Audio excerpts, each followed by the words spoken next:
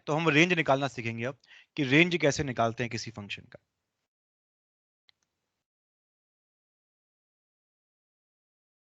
तो देखते हैं रेंज का मतलब क्या होता है।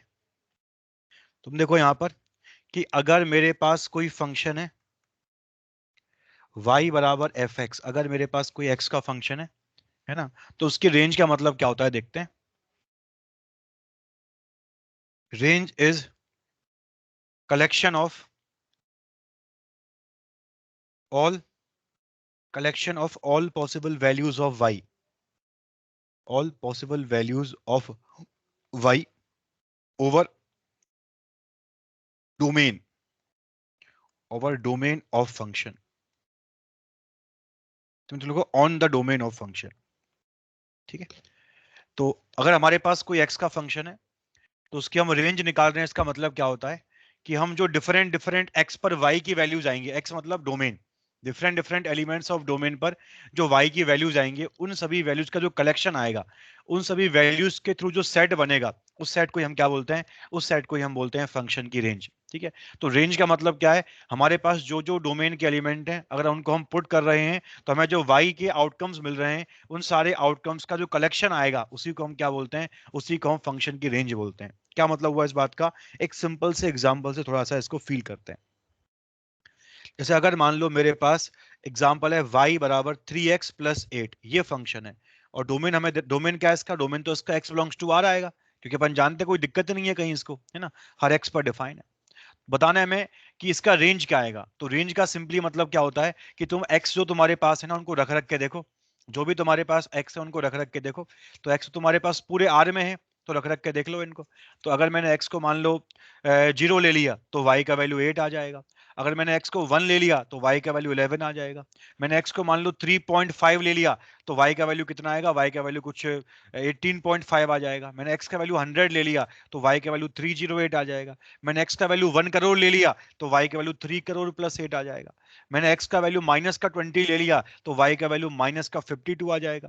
मैंने x का वैल्यू माइनस का 1 करोड़ ले लिया तो y का वैल्यू लगभग नेगेटिव 3 करोड़ आ जाएगा। इसका मतलब क्या हुआ, और अगर मैंने x को नेगेटिव 8/3 ले लिया, नेगेटिव 8/3, तो y का वैल्यू कितना आ जाएगा, y का वैल्यू जो है वो 0 आ जाएगा। तो डिफरेंट डिफरेंट x पर हमें y के सारे वैल्यू मिल जाएंगे, y के सारे वैल्यू मिल जाएंगे। और जो y के सारे वैल्यू मिल रहे हैं, जो y के सारे वैल्यू मिल रहे हैं, इन सब वैल्यूज का कलेक्शन ही क्या देगा अपने को, फंक्शन का रेंज देगा।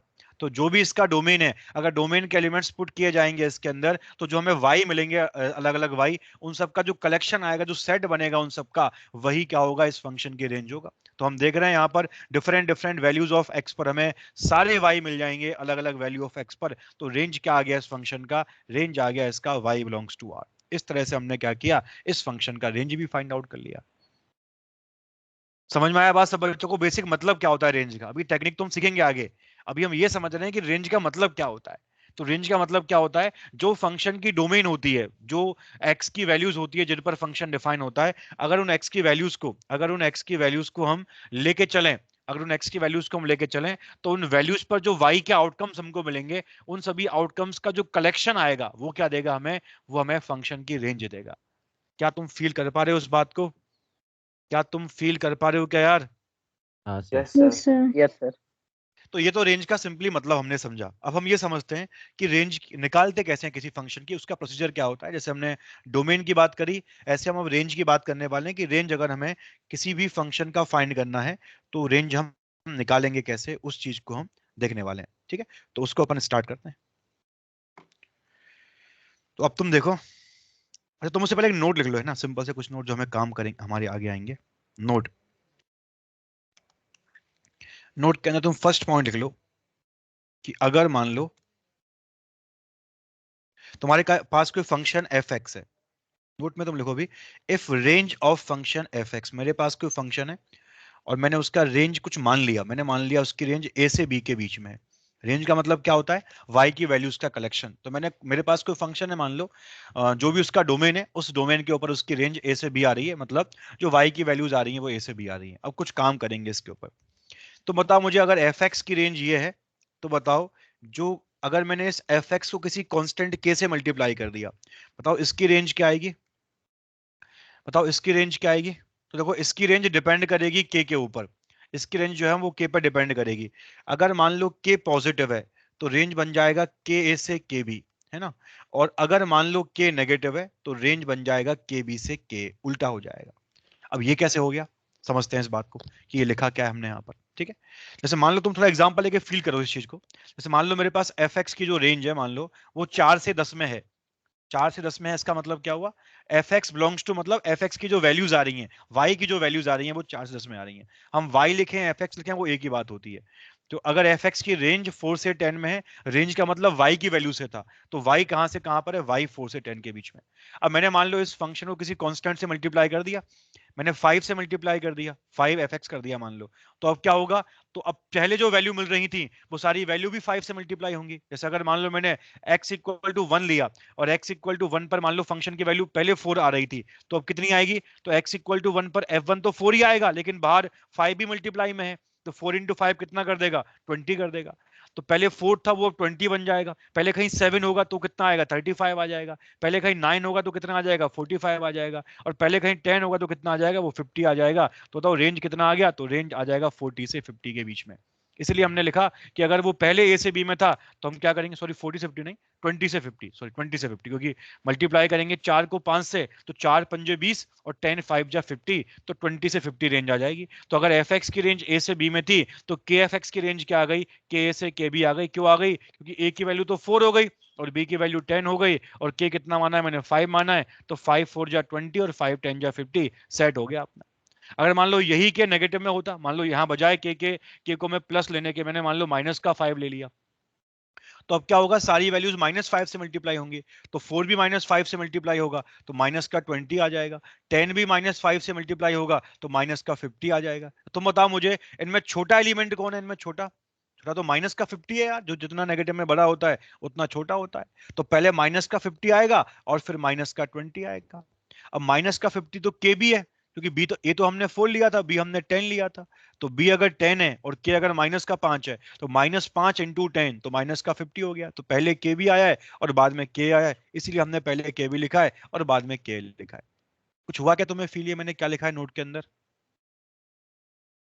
Yes sir. सब लोग समझ पा रहे हैं ना इन चीजों को कि ये कैसे आया रिलेशन, के टू के बी या के बी टू के किस तरह से आएगा, किस पर डिपेंड कर रहा है ये? हाँ अरे बोलो यार, तभी तो कुछ कर पाएंगे अपन आगे। समझ पा रहे हो ना यार चीजों को? Yes sir. हाँ सर। सेकेंड नोट लिखते हैं इसके बाद इसका। अब हमें अगर रेंज फाइंड करना है एफ स्क्वायर एक्स फंक्शन का, अगर मैंने मान लो एफ एक्स का स्क्वायर कर दिया, मुझे उसका रेंज निकालना है। अगर एफ एक्स का रेंज ए से बी के बीच में है तो, ए से बी के बीच में है तो अब तुम देखो क्या आंसर आएगा इस फंक्शन का, इस क्वेश्चन का। ठीक है, देखो अगर मैं स्क्वायर कर रहा हूं, है ना, जैसे मान लो, अब ये डिपेंड करेगा ए और बी जो नंबर है वो पॉजिटिव है नेगेटिव है, किस तरह के नंबर है वो इस पर डिपेंड करेगा। एफ एक्स की रेंज को मैंने ए से बी माना है, तो देखो मैंने इसका पहला केस ले लिया, केस फर्स्ट। अगर मान लो ए पॉजिटिव है, एफ एक्स की रेंज थी ए से बी में और मैंने ए को पॉजिटिव ले लिया। अब देखो ए तो हमेशा छोटा होगा बी से, क्योंकि किसी भी इंटरवल में जो एलिमेंट पहले आता है, लेफ्ट में आता है, उसकी वैल्यू छोटी होती है, और जो राइट में आता है उसकी वैल्यू क्या होती है, बड़ी होती है। तो अगर मान लो ए पॉजिटिव हो गया, तो अगर ए पॉजिटिव हो गया तो बी तो अपने आप पॉजिटिव हो जाएगा यार, क्योंकि बी तो बड़ा है ए से। ठीक है, जैसे मान लो मेरे पास रेंज 5 से 10 में आ गई, मान लो ये एफ एक्स की रेंज है। अब मैं एफ एक्स का स्क्वायर कर रहा हूँ, तो जो वैल्यूज मुझे मिल रही है एफ एक्स के थ्रू उनका भी स्क्वायर करूंगा। तो जब मैं 5 का स्क्वायर करूंगा तो 25 आएगा, बीच में कहीं 7 भी आ रहा होगा तो उसका स्क्वायर 49, 7.2 भी आ रहा होगा तो उसका भी स्क्वायर हो रहा होगा, लास्ट में 10 आ रहा है तो उसका स्क्वायर क्या आ गया, 100 आ गया। तो बताओ मिनिमम वैल्यू क्या आएगी एफ स्क्वायर एक्स की, तो वो 25 आएगी। मैक्सिमम वैल्यू क्या आएगी, तो वो 100 आ जाएगी। तो बताओ एफ स्क्वायर एक्स कहां से कहां पहुंच जाएगा, ये बताओ 25 क्या चीज है, 25 तो ए का स्क्वायर है, क्योंकि ए 5 था। और बताओ 100 क्या है, 110 का स्क्वायर है। तो बताओ रेंज क्या आ गई, तो रेंज आ गई अपनी कहां से कहां तक, सिंपली स्क्वायर कर देंगे हम। पहले ए से बी में थी, अब कहां से कहां जाएगी, अब ए स्क्वायर से बी स्क्वायर में आ जाएगी। आया क्या समझ में ये वाला बात सब लोगों को?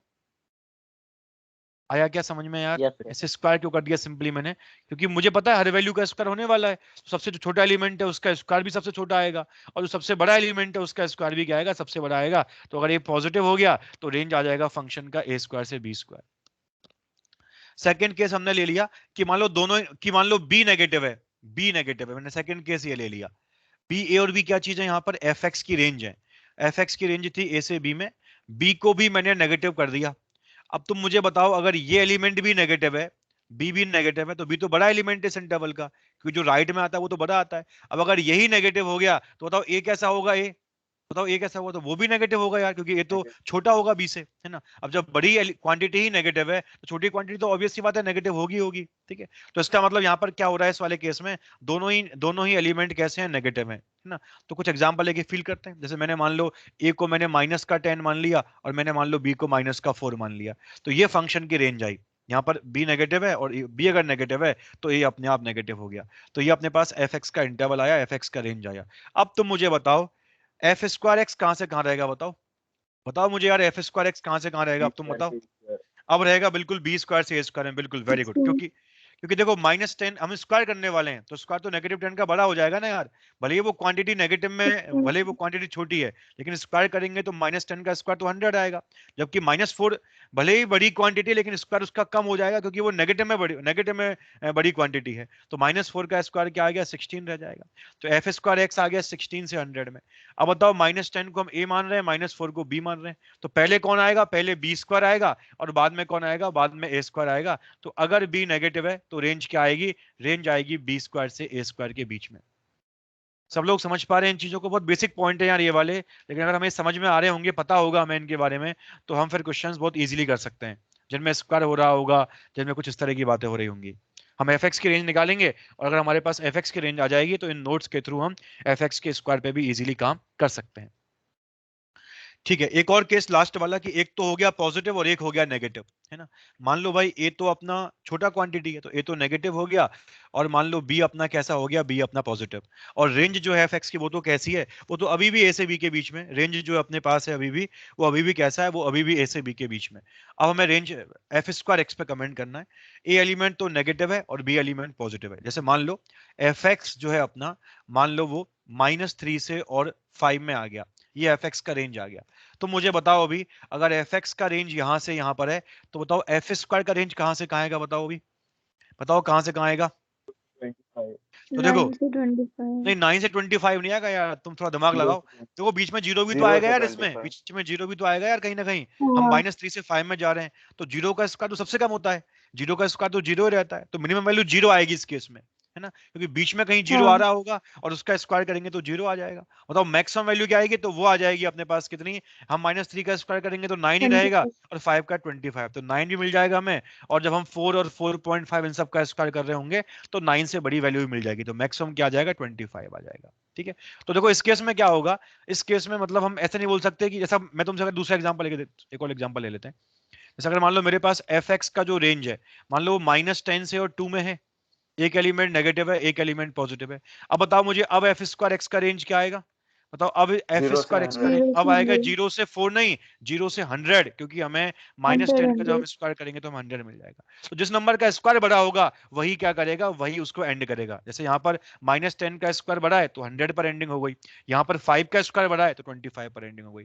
तो चाहे एलिमेंट नेगेटिव हो चाहे पॉजिटिव हो, जिसका भी स्क्वायर बड़ा होगा वही क्या करेगा? वही अपने एफ स्क्वायर एक्स की रेंज की एंडिंग करेगा, यानी कि वो रेंज का एंड एलिमेंट बन जाएगा। रेंज का लोअर एलिमेंट क्या बनेगा? वो तो जीरो ही रहेगा हमेशा। ठीक है, क्लियर है बात सब बच्चों को? Yes yes. चलो, तो ये हमने बात करी एफ स्क्वायर एक्स की रेंज के बारे में। एक और चीज डिस्कस कर लेते हैं लास्ट में, कि अगर हमें रेंज निकालनी है 1/f(x) की, अगर हम ले रहे हैं एफ एक्स का रेसिप्रोकल, तो उसकी रेंज क्या आएगी? अगर एफ एक्स की रेंज मान लो हमारे पास है ए से बी, और हमें 1/f(x) की रेंज निकालनी है, तो वो कैसे लेंगे? ठीक है, तो थोड़ा इसको भी फील करते हैं, इसके लिए भी कुछ केसेस लेके चलते हैं। तो मैंने पहला केस ले लिया यहाँ पर, केस नंबर 1, कि मान लो ए पॉजिटिव है ना, ए पॉजिटिव है, मतलब ए पॉजिटिव है तो बी तो अपने आप पॉजिटिव हो जाएगा, क्योंकि ए तो छोटा एलिमेंट है। तो अगर ए पॉजिटिव है तो इसका मतलब बताओ एफ एक्स कहां से कहां रहेगा? तो मैंने एफ एक्स मान लो 3 से 10 ऐसा कुछ मान लिया। मैंने एफ एक्स को 3 से 10, क्योंकि ए पॉजिटिव है तो बी अपने आप पॉजिटिव हो गया, ये ए की वैल्यू है और ये बी की वैल्यू है। अब तो मुझे बताओ, अगर एफ एक्स 3 से 10 के बीच में है, तो बताओ 1/f(x) कहां से कहां रहेगा? बताओ 1/f(x) कहां से कहां रहेगा? तो देखो, जब एफ एक्स की 1 वैल्यू by b 3 से थी, 1 हाँ बिल्कुल, जब fx की वैल्यू 3 थी तो 1/fx क्या आएगा उस टाइम पर 1/3 आएगा, और जब fx की वैल्यू 10 है तो ये 1/fx क्या आएगा 1/10 आएगा। अब बताओ 1/10 छोटा है या 1/10 बड़ा है या 1/3 बड़ा है, तो बड़ा तो 1/3 है यार, क्योंकि 1/3 तो 0.33 है और 1/2 0.1 ही रह गया। तो 1/fx कहां से कहां आएगा, तो ये 1/10 से 1/3 में आ जाएगा। इसका मतलब हम बोल सकते हैं यहां से कि 1/fx किससे किस में बिलोंग करेगा, ये बिलोंग करेगा 1/b से लेकर के 1/a के बीच में। तो ये क्या आ जाएगी हमारे पास, ये 1/fx का इंटरवल आ जाएगा 1/b टू 1/a, अगर a कैसा है, a पॉजिटिव है तो। सेकंड केस, अगर b नेगेटिव हो गया, b अपने पास क्या आ गया, नेगेटिव आ गया। अगर b नेगेटिव है तो a भी अपने आप नेगेटिव होगा, क्योंकि a तो छोटा एलिमेंट है यार। जैसे मान लो मैंने fx की रेंज मान ली कितनी, -5 से -1, मैंने ये मान ली fx की रेंज, ठीक है, ये मैंने मान ली fx की रेंज। तुम मुझे बताओ अभी 1/fx कैसा आएगा, बताओ बताओ अभी कहां से कहां आएगा, है ना। तो देखो ये जो -5 है, ये तो -1/5 बन जाएगा, और ये -1 बन जाएगा। तो बताओ -1/5 कितना आएगा, -0.2, और ये -1। बताओ मुझे अभी छोटा एलिमेंट कौन है इनमें, छोटा तो छोटा तो -1 ही है यार। बताओ बड़ा एलिमेंट कौन है, फाइव बड़ा, सर। तो बड़ा अपने पास है -1/5 ही आएगा। तो देखो यहाँ भी वही सेम कहानी, क्योंकि यहाँ -5a था, -1b था, तो ये कितना आ गया, ये 1/b से 1/a, ये भी ऐसे ही आ गया। तो यहाँ भी आंसर वही आएगा अपना, जैसा पहले केस में आया था ऐसा ही आंसर यहाँ भी आएगा। ठीक है, चाहे a पॉजिटिव हो चाहे b नेगेटिव हो। दिक्कत कहाँ आएगी, जब एक हो गया नेगेटिव और एक हो गया पॉजिटिव, तब दिक्कत आएगी। यानी कि अगर मान लो a कैसा हो गया अपना, a मान लो अपना हो गया <0 और b मान लो हो गया पॉजिटिव, ठीक है, तब दिक्कत आएगी। जैसे मैं तुमको एग्जांपल लेके समझाता हूँ इस बात को। मान लो अगर मेरे पास fx की जो रेंज है, मान लो वो -3 से और 5 के बीच में आ गई, -3 से 5 के बीच में आ गई, तुम मुझे बताओ अभी 1/fx की रेंज क्या आएगी। अब दिक्कत है इसमें, अब अपन 1 ऐसे नहीं से बोल 5। सकते, अब नहीं बोल सकते अपन कि वो 1/5 से -1/3 आएगी। अब तो इसमें इन्फिनिटी वगैरह भी आएंगे, अब तो इसमें इन्फिनिटी वगैरह भी आएंगे। क्यों, देखो क्योंकि देखो fx -3 से 5 के बीच में है, तो देखो बीच में कहीं ना कहीं जीरो भी आएगा आएगा। तो जब fx जीरो के एकदम पास में होगा, जीरो के एकदम पास में मतलब जीरो से हल्का सा आगे, मतलब 0.0000001 टाइप का, तो बताओ 1/fx कहां पहुंच जाएगा, बताओ कहां पहुंच जाएगा वो पहुंच जाएगा इन्फिनिटी पर। क्योंकि अगर मैं 1/0.0001 वाली क्वांटिटी की बात करूंगा, बताओ कितनी वैल्यू आएगी इसकी, इसकी वैल्यू आ जाएगी प्लस इन्फिनिटी। और ऐसे ही जब fx की वैल्यू जीरो से हल्की सी छोटी होगी, जब वो एकदम जीरो के लेफ्ट में होगा, यानी कि जब fx -0.0001 टाइप का होगा, तो बताओ 1/fx कितना पहुंच जाएगा, तो ये पहुंच जाएगा माइनस इन्फिनिटी की तरफ, माइनस इन्फिनिटी की तरफ। अब की बार जीरो भी इन्वॉल्व हो रहा है रेंज में, इसलिए हमें जीरो पर भी ध्यान रखना पड़ेगा। अगर fx की वैल्यू जीरो की हल्की से आगे है तो 1/fx पहुंच जाएगा इन्फिनिटी को, और अगर fx की वैल्यू जीरो से हल्की सी पीछे तो 1/fx पहुंच जाएगा माइनस इन्फिनिटी को। ये तुम समझ पा रहे हो क्या, ये तुम समझ पा रहे हो क्या यार। हाँ सर। सभी लोग समझ पा रहे हैं प्लस इन्फिनिटी नेगेटिव इन्फिनिटी क्यों आएंगे इसके अंदर, यस सर। क्योंकि जब जी अब fx -3 से 5 में, तो बीच में जीरो भी आ रहा होगा। तो जब fx 0.0001 टाइप की वैल्यू ले रहा होगा, तो 1/fx कितना आएगा उस केस में, इसका उल्टा आएगा यार, और इसका उल्टा कितना होगा, वो तो इन्फिनिटी बन जाएगा। और अगर fx हल्का सा छोटा होगा जीरो से, तो 1/fx कितना आएगा, तो माइनस का इन्फिनिटी आएगा। तो बताओ ये कहां से कहां बिलोंग करेगा, तो ये रहेगा नेगेटिव इन्फिनिटी से कितना, -1/3 में, क्योंकि जब fx -3 है तो -1/3 आ जाएगा। और पॉजिटिव में कहां से कहां रहेगा, पॉजिटिव में रहेगा 1/5 से इन्फिनिटी में। तो ये इसका आंसर आएगा। कुछ हुआ क्या यार तुम्हें फील, पहले ये बताओ मुझे कि मैंने कैसे यस लिख सर। दिया ऐसा। तो ए और बी के फॉर्म में क्या लिखेंगे इसको, तो ए और बी के फॉर्म में लिखेंगे अपन माइनस इन्फिनिटी से कितना, देखो ए खुद ही -3 है, तो ये 1/-3 लिखा हुआ है, तो 1/a आ जाएगा यूनियन, बी खुद 5 है, तो 1/b से इन्फिनिटी। तो ये रेंज आएगी उस केस में, अगर एक नेगेटिव होगा और एक कैसा होगा अपने पास, एक होगा अपने पास पॉजिटिव। तो कुछ समझ में आया क्या तुम्हें, किसी को कुछ भी डाउट है कहीं भी तो प्लीज पूछो पहले। जो अब तक के हमने केसेस डिस्कस करे हैं उनमें किसी को कुछ भी दिक्कत है कहीं भी तो पूछो, कुछ भी समझ में नहीं आया कहीं भी तो पूछो।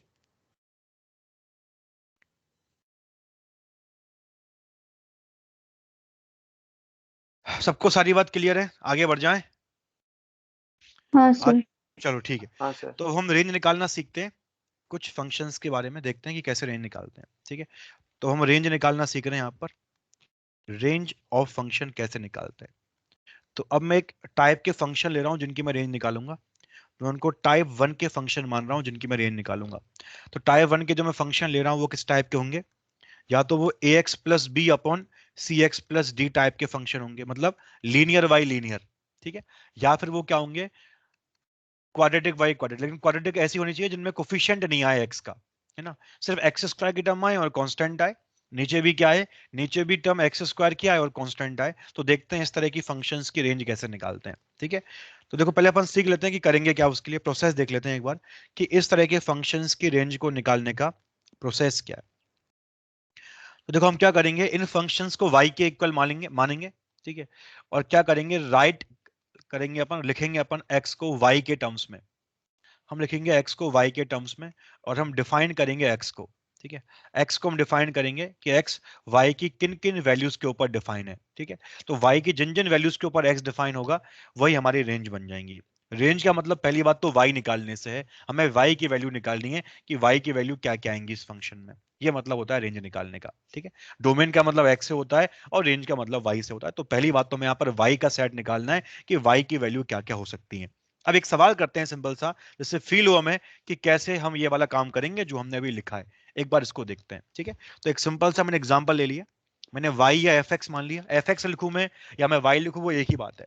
मेरे पास फंक्शन आ गया -3x + 7 अपॉन 2x - 8। मुझे इस फंक्शन की रेंज निकालनी है, ठीक है। क्वेश्चन आ गया भाई इस फंक्शन का तुम क्या करो, रेंज निकालो कि इसका रेंज क्या आएगा। तो क्या करेंगे, हम सिंपली करेंगे क्रॉस मल्टीप्लाई, है ना। हमारा टारगेट क्या रहेगा, x को लिखना है y के टर्म्स में, यानी कि लेफ्ट में x आ जाए, जैसे अभी लेफ्ट में y है तो लेफ्ट में अभी x आ जाए, और राइट में पूरे टर्म्स y में कन्वर्ट हो जाएं, y और कांस्टेंट में, ये अपना टारगेट रहेगा, ठीक है। तो ये काम हम कर सकते हैं इजीली किसके थ्रू, ये काम हम कर सकते हैं इजीली क्रॉस मल्टीप्लिकेशन के थ्रू। हमने क्या कर दिया यहाँ पर, हमने कर दिया यहाँ पर क्रॉस मल्टीप्लिकेशन। ये हम काम हमेशा करेंगे जब भी सवाल इस तरह के आएंगे।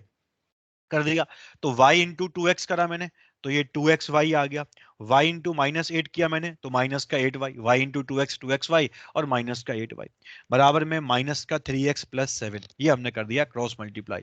अब क्या करेंगे, जो भी टर्म x के होंगे, जो भी टर्म x के होंगे उनको एक तरफ ले आओ, और जो भी टर्म y के या कांस्टेंट के हैं उनको एक तरफ ले आओ। तो x के टर्म कौन कौन से हैं, तो एक तो ये टर्म है x का 2xy और एक 3x है, इनको एक तरफ कर दिया, और जो भी टर्म y के हैं उनको एक तरफ कर दिया, ये हमने काम कर दिया।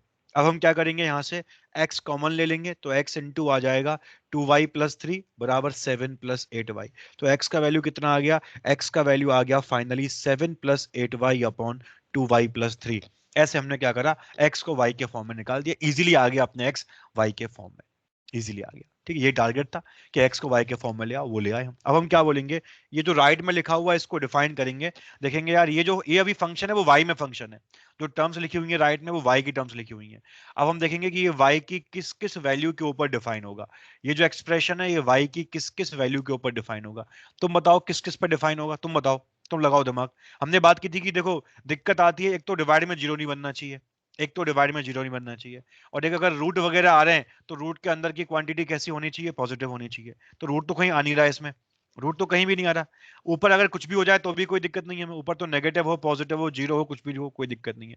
नीचे भी रूट नहीं है, बस एक जगह दिक्कत है कि जो नीचे लिखा हुआ है ना वो जीरो नहीं होना चाहिए, डिवाइड में जीरो नहीं आनी चाहिए, ठीक है। तो हम क्या बोलेंगे, इसमें सिर्फ एक ही कंडीशन आएगी, कंडीशन क्या आएगी, अगर हम इसको डिफाइन करना चाह रहे हैं कि जो इसका डिनोमिनेटर है, जो इसका डिनोमिनेटर है that should not be zero, वो जीरो नहीं होना चाहिए। तो बस वो कौन है, तो वो 2y + 3 है, वो जीरो नहीं होना चाहिए, ठीक है। तो मतलब y कितना नहीं होना चाहिए, तो y माइनस का 3/2 नहीं होगा। तो y की वैल्यू सिर्फ -3/2 नहीं आएगी, बाकी हम कोई भी y लें यहाँ पर, हर y पर ये डिफाइन है, क्योंकि ना तो कोई रूट वगैरह है इसमें, ऐसी कोई दिक्कत है नहीं। तो बस रेंज क्या आ गया इसका, तो इस फंक्शन का रेंज आ गया y बिलोंग्स टू r, सिर्फ -3/2 को छोड़ करके। फील हो रहा है बात ये वाला, हाँ sir. Yes, sir. Simply cross multiply करेंगे, x को पूरे को y के फॉर्म में लेकर के आएंगे इस तरह के सवालों में, और डिफाइन कर देंगे, हमारा काम चल जाएगा, हमारे पास फंक्शन की रेंज आ जाएगी, ठीक है। एक और सवाल कर लेते हैं इसका, फिर क्लास को एंड कर देंगे। क्वेश्चन, मान लो y आ गया अपने पास 4 - 3x² अपॉन 1 - x², ये फंक्शन आ गया हमारे पास, ठीक है। और हमें इसका भी रेंज फाइंड करना है। हमें इसका भी क्या निकालना है, इस फंक्शन की भी हमें रेंज निकालनी है। रेंज निकालने का मतलब क्या हुआ, तो देखो ये फंक्शन भी उस टाइप का है कि जिसकी हम अभी बात कर रहे हैं, है ना। तो इसके लिए भी वही सेम टेक्निक फॉलो करेंगे, क्रॉस मल्टीप्लाई करेंगे और एक्स को वाई के फॉर्म में लेकर के आएंगे, ये अपना एजेंडा रहेगा यहाँ पर। ठीक है, तो एक बार सब लोग ट्राई करो, काम सेम वही करेंगे जो हमने अभी किया है। सिंपली क्रॉस मल्टीप्लाई पहला काम, तो क्रॉस मल्टीप्लाई कर दिया इसको, तो y इंटू 1 वाई और फिर आ गया माइनस एक्स स्क्वायर वाई, ये आ गया। अब राइट में आ जाओ, तो ये आ गया 4 माइनस 3x स्क्वायर। अब क्या करेंगे, जो भी टर्म x की है उनको लेफ्ट में ले आओ, जो भी टर्म x की है। तो एक तो 3x स्क्वायर है और एक माइनस का x स्क्वायर वाई है, ये लेफ्ट में आ गया, बाकी सारा चला गया राइट में। अब यहां से एक्स स्क्वायर कॉमन ले लिया, तो इंटू में आ गया 3 minus y is equal to 4 minus y. तो यहां से एक्स स्क्वायर किसके इक्वल आ गया, यह आ गया 4 minus y upon 3 minus y के बराबर, ऐसे आ गया। लेकिन हमें तो x को डिफाइन करना है, मतलब यहाँ पर तो एक्स स्क्वायर है, लेकिन हम चाहते हैं कि वो x ही आए अपने पास और कुछ ना आए। तो क्या करेंगे, दोनों तरफ रूट ले लेंगे। जैसे तुम बताओ, अगर एक्स स्क्वायर मान लो 4 के इक्वल है, तो बताओ x किसके इक्वल आएगा, तो वो आएगा प्लस माइनस अंडर रूट 4 के इक्वल। वो किसके इक्वल आएगा, वो आएगा प्लस माइनस अंडर रूट 4 के इक्वल, यही बोलते हैं अपन। तो ऐसे मैं यहाँ भी बोलूंगा, तो अगर एक्स स्क्वायर इसके इक्वल है तो x किसके इक्वल आएगा, तो x आएगा प्लस माइनस इस पूरे का अंडर रूट, ये आ गया। या तो प्लस में आएगा या फिर माइनस में आएगा। अब हमें क्या करना होता है, जो ये राइट में लिखा होता है फंक्शन, जो y का फंक्शन है उसको डिफाइन करना होता है। तो अब मैं क्या बोलूंगा, भाई यहाँ तो रूट वूट भी आ चुका है ना, यहाँ तो रूट भी आ चुका है। तो अगर हम इसको डिफाइन करना चाहते हैं तो क्या बोलेंगे कि अगर रूट हमारे पास आ गया, पूरा एक ही रूट के अंदर लिखा हुआ है, दो रूट तो है नहीं अलग अलग, पूरा एक ही रूट के अंदर लिखा हुआ है, तो हम क्या बोलेंगे कि जो भी क्वांटिटी इनसाइड द रूट है वो कैसी होनी चाहिए, वो पॉजिटिव होनी चाहिए। तो बस यही काम करो, क्वांटिटी इनसाइड द रूट क्या है, 4 minus y upon 3 minus y. क्या कर देंगे अपन इसको, अपन कर देंगे इसको ग्रेटर देन इक्वल टू 0, बस खत्म कहानी ये वाली। बस हमें यही काम करना है, क्वांटिटी जो भी रूट, क्योंकि यहाँ रूट इन्वॉल्व हो गया इसलिए ये वाला काम किया है, तो पॉजिटिव कर देंगे इसको। अब पहली बात अपन ये भी करते हैं कि कोफिशिएंट y वगैरह के जो है वो पॉजिटिव हो, तो इसको लिख देंगे 4 माइनस वाई को y माइनस 4, इसको लिख देंगे y माइनस 3, मतलब माइनस से मल्टीप्लाई कर दिया ऊपर भी और माइनस से मल्टीप्लाई कर दिया नीचे भी, तो y माइनस, तो कुछ इफेक्ट तो होगा नहीं उसका क्योंकि वो माइनस से माइनस कट जाएगा। ठीक है, तो ऐसे आ जाएगा। अब क्या करेंगे, सॉल्व कर लेंगे इसको, तो इसका रूट तो 4 है, इसका 3 है, तो पहले 3 आएगा, पहले 3 फिर 4, पॉजिटिव नेगेटिव और पॉजिटिव, इस तरह से आ जाएगा अपने पास, पॉजिटिव नेगेटिव और क्या आ जाएगा, और आ जाएगा पॉजिटिव, इस तरह से आ जाएगा। ठीक है, बताओ हम किस में इंटरेस्टेड है, पॉजिटिव में इंटरेस्टेड है, तो एक तो ये ले लिया और एक ये वाला पार्ट ले लिया पॉजिटिव वाला। तो y, अच्छा इसमें बताओ किस किस को लेंगे, इक्वल भी लगा हुआ है क्योंकि, तो y इक्वल टू 4 को तो लेंगे क्योंकि 4 पे बनेगा न्यूमरेटर 0, तो कोई दिक्कत नहीं है। लेकिन 3 को नहीं लेंगे क्योंकि 3 पर क्या होगा, 3 पर डिवाइड में 0 बनेगा, तो नहीं लेंगे 3 को। तो आंसर क्या आ गया फाइनली, आंसर आ गया y belongs to minus infinity से 3 यूनियन 4 से इन्फिनिटी, ये आएगा इस फंक्शन का रेंज। खत्म। ठीक है, सब लोग समझ पाए बातों को, यस सर। किसी को डाउट है कुछ भी तो पूछो, कुछ समझ में नहीं आया आज वाली क्लास में तो सर इसमें आर नहीं लिख सकते हैं, आर वाले फॉर्म में लिख सकते हैं इसको, आर में हम बोल देंगे ऐसे भी लिख सकते हैं इसको। देखो किसी को ऐसे लिखना तो ऐसे लिख दो, एक तरीका लिखने का ये होता है, एक तरीका ऐसे लिख सकते हैं अपन, आर में से हमने उस वाले इंटरवल को रिमूव कर दिया जो हमारे आंसर में नहीं है। तो बताओ हमारे आंसर में क्या नहीं है, तो देखो हमारे आंसर में 3 से 4 वाला इंटरवल नहीं है, तो माइनस कर दो उसको, तो ऐसे लिख दो उसको क्लोज 3 से ओपन 4, क्योंकि 3 को नहीं लेना हमें तो 3 को रिमूव करना पड़ेगा, 4 को लेना है हमें तो 4 को रिमूव नहीं करना पड़ेगा, इसलिए मैंने 4 के लिए ओपन ब्रैकेट का यूज किया। तो ऐसे भी लिख सकते हैं इस आंसर को, ये भी सही है, ये भी सही तरीका लिखने का और ये भी सही तरीका लिखने का, दोनों सही तरीके हैं एकदम।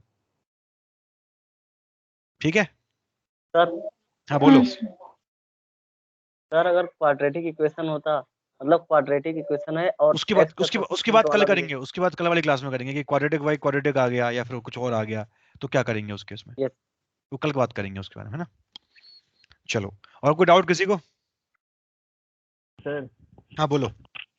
सर ये जब रूट लिया हमने एक्स हाँ स्क्वायर हाँ का वजह से, हाँ हाँ तो वो न्यूमरेटर और डिनोमिनेटर में अलग अलग रूट करके सॉल्व करेंगे तो पॉजिटिव पार्ट नहीं आएगा। नहीं नहीं अलग अलग करके सॉल्व करेंगे नहीं ना, जैसे अपन ऐसे बोलते हैं ना यार, एक्स स्क्वायर की वैल्यू अगर 4 है तो रूट पूरे पर लिया जाता है, उस केस में थोड़ी करने की ब्रेक कर सकते हैं अपन उसको, है ना। ब्रेक वाली बात नहीं, देखो उसने, देखो फर्क क्या पड़ेगा, देखो समझो तुम इस बात को। जैसे अगर कोई पर्सन ये बोल रहा है कि उसने रूट ए वाई बी लिखा और एक पर्सन बोल रहा है उसने रूट ए अपॉन रूट बी ऐसे लिख दिया इसको, ठीक है, तो दोनों अलग अलग चीजें हैं ये वाली।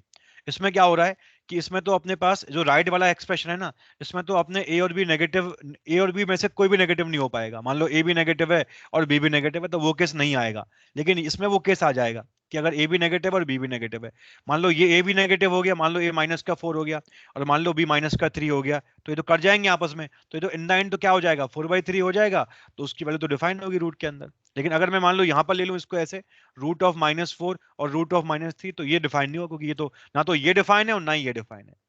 इसलिए √a/b पूरा अलग होता है और √a/√b अलग होता है डोमेन वाइज।